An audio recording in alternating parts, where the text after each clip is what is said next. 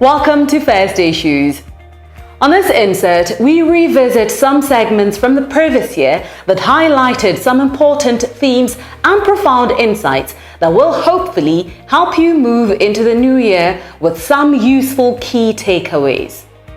The first insert is from our discussion with Humphrey Jarijari of JJ Vegetables, whose love for farming should inspire others to explore this economic activity. Yes, the interest in farming came about from previous encounters. I'm from a farming background. Then I also had a chance to go to an agricultural college. I studied agriculture at tertiary level. Worked as an extension officer. Also worked as a farm manager at one of the commercial farms.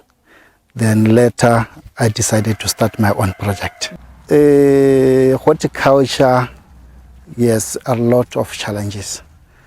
The challenges, some they are natural, some they are ones which we can control them. But basically, the natural ones, they are the most difficult. In terms of when you are facing, we are doing horticulture, you face things like hailstorm, frosty, pest damage. So mostly they are the ones which pulls farmers back. I think it's best for a farmer to grow crops according to their seasons, because you reduce the risk of natural disasters.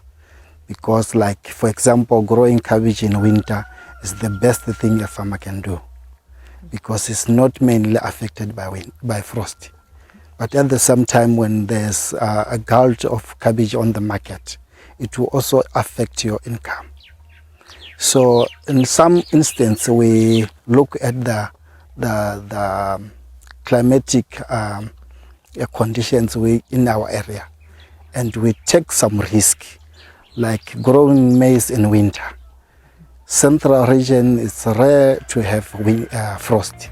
So we decided, or personally I decided, to grow a lot of maize and tomatoes during winter, for which the demand will be high.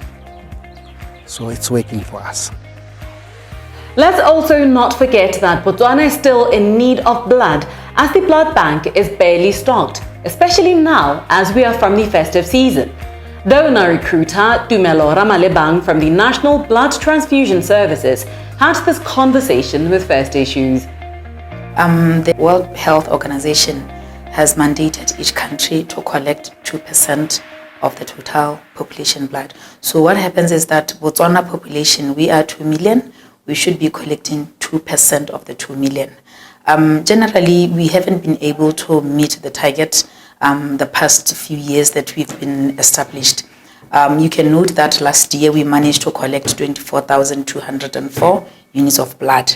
Beginning of this year, that is from January, mid-February, we are at 3,557. There are a lot of contributing factors as to why we haven't been able to meet the demand.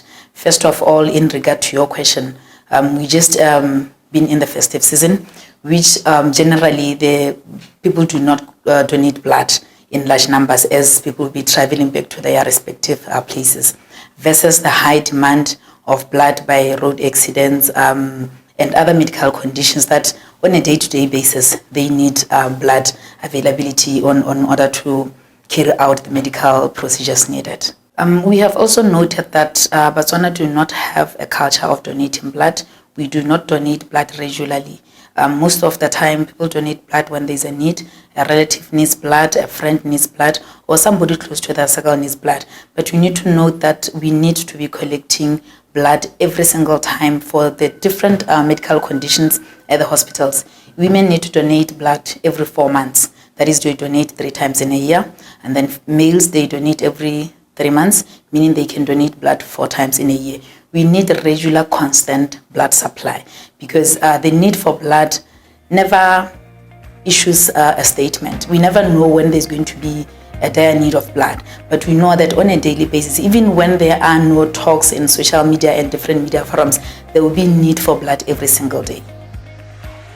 Additionally, as we move into the new year, our health should continue being a priority. Pharmacologist and consultant cardiologist Dr. Kiran Bhagat spoke of non-communicable diseases and how we can prevent developing them. Non-communicable diseases, Puranseko, are diseases that occur as a result of lifestyle.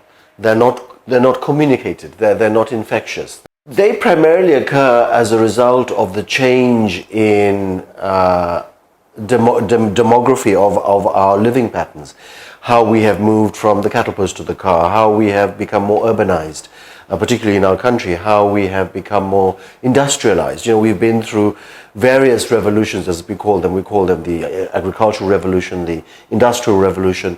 We're now going through the IT and soon artificial intelligence revolutions, and these all impact on how we conduct our lives, what we eat, how we eat, when we eat, how often do we eat, where do we eat, and these are the issues that pertain to lifestyle. And as a result, take for example the fact that, you know, now food is not something that you go searching for or hunting for. It's, you open the fridge and it's there.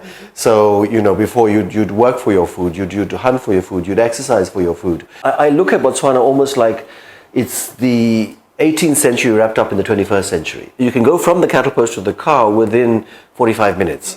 You know, so you can go into a rural area and then go into a highly industrialized, civilized, you know, and sadly Americanized culture within 45 minutes. But at the same time, we need to embrace the technology that has come in the 21st century. And we are doing that in our health systems where, for example, we can empower our elderly to use a cell phone. To communicate, you know, to use apps, you know, teach them how to use apps, to say, okay, on this app, send your blood pressure to us.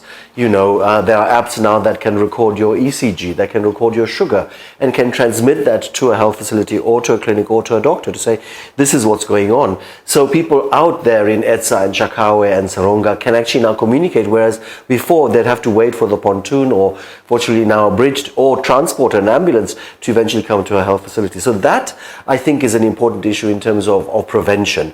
If we are educating people about blood pressure, or about weight, about sugar, about cancer, you know, examining your breast, examining your testicles for testicular cancer, breast cancer, they can communicate, they can send a photo to say, this is what it looks like, this is what my breast looks like, this is a lump on my abdomen, this is a lump on my thigh, I can't see very well if you're diabetic.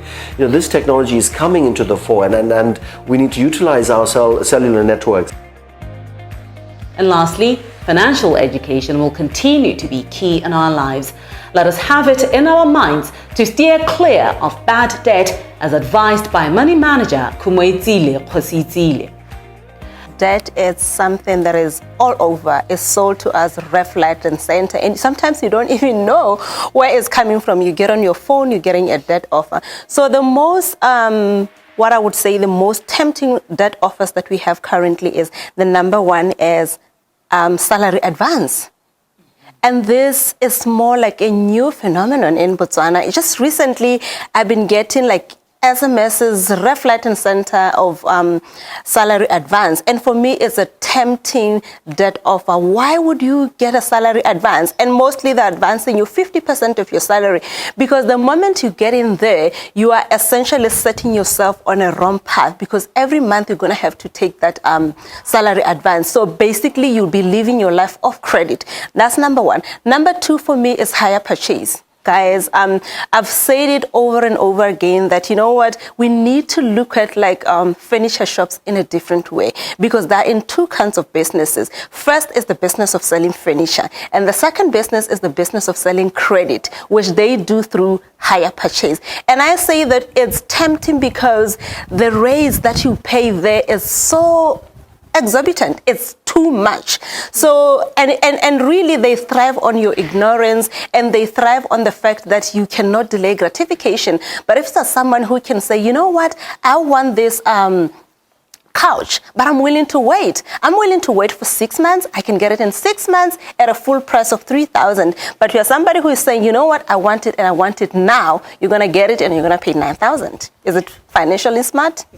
No. And And I also want to say microlenders. The way they advertise micro debt is they're not so transparent. You're going to go there, you are somebody who is not really clued in terms of financial information and financial knowledge, and they're going to tell you, we are giving you this rate at 2%. 2% what? Is it an annum rate or is a monthly rate? So you're just going to look at the absolute figure and you think, oh, 2% is cheap. And you're going to say, okay, commercial bank is giving me 12%, then it means 2% is cheap. But that's a monthly rate. You annualize that, that's 24%.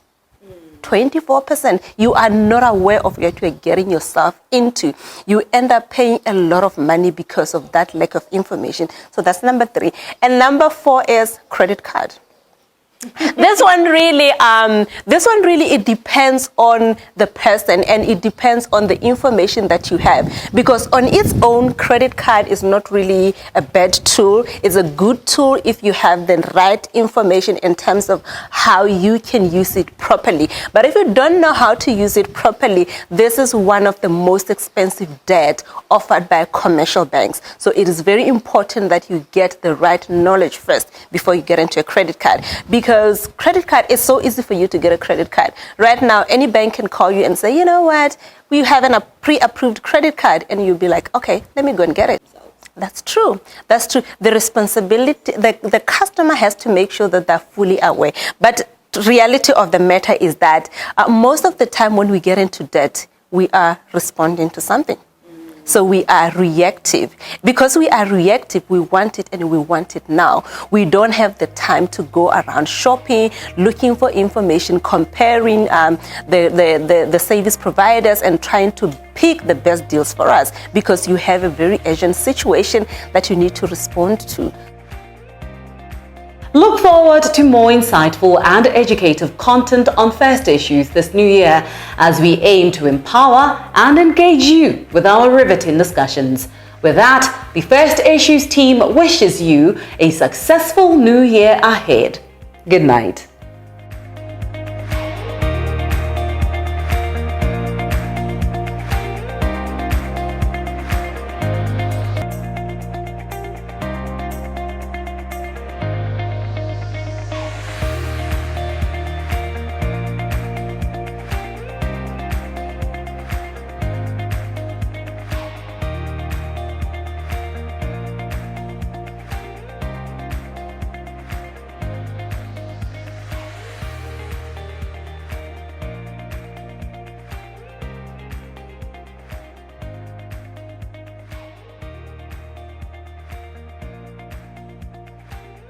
This program was brought to you in association with First National Bank of Botswana.